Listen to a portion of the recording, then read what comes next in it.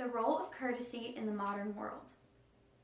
The First Amendment of the United States Constitution states that Congress shall make no law abridging the freedom of speech or of the press or the right of the people peaceably to assemble and to petition the government for a redress of grievances.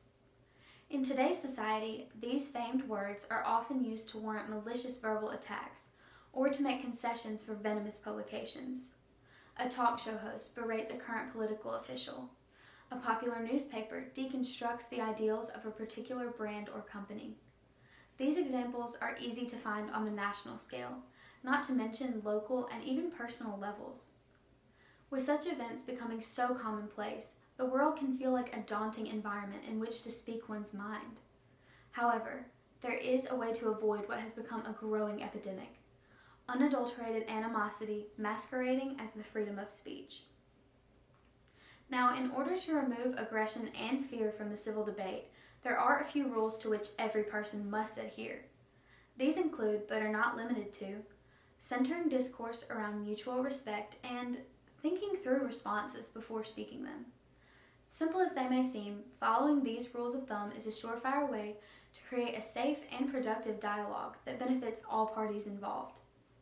As for the first part, respect is something that, in our modern world, is often expected but rarely given genuinely. The foundation of respect lies in understanding, for how can one respect someone that he or she has not first attempted to understand? In this quest to understand others, it is essential to remember the base of our very nation, that all men are created equal. Based on this truth, one can glean that an argument separates a person and an idea, not two people. When quarreling, it is advantageous to remember that people are not opponents, but collaborators with individual worth, thoughts, and feelings. This is where listening comes into play. In his book, How to Win Friends and Influence People, Dale Carnegie remarks that if you talk to someone about themselves, they will listen for hours. By showing this regard for others, capturing their attention becomes effortless. Once you have established this respect, however, a difference of opinion or another trigger may make it difficult to maintain. According to researchers, the world as a whole is becoming increasingly polarized along ideological lines, and that means that polite disagreement is becoming an increasingly rare phenomenon. If this is the case, how can one be expected to remain civil? The key to remaining calm and civil lies in your thoughts. As quoted by author Martin Resney, there are two other essential components of speech, apart from the act of speaking. These are thinking and listening. Thinking before speaking could have a tremendous impact on the media scene in modern America, as well as the rest of the world. Now that I have verified the possibility for peaceful exchange, a question presents itself. Is civility outdated? Is it still necessary? Has the practice of respecting others' opinions become antiquated amid the whirlwind of warlike news anchors and journal publications? I say no. The art of being polite is essential to allowing the freedom of speech that I am so fortunate to possess. Without respect and civility, the freedom to express oneself is rendered ineffective.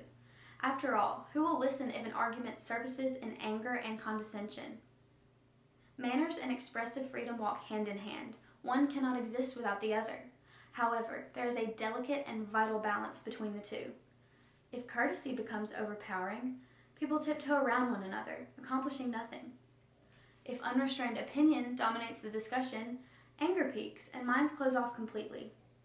In this day and age, it seems that being considerate has all but drowned in the wake of the fiery declaration of belief. What people fail to realize is that listening to and caring for their other humans does not diminish their ability to explain themselves. It enhances it.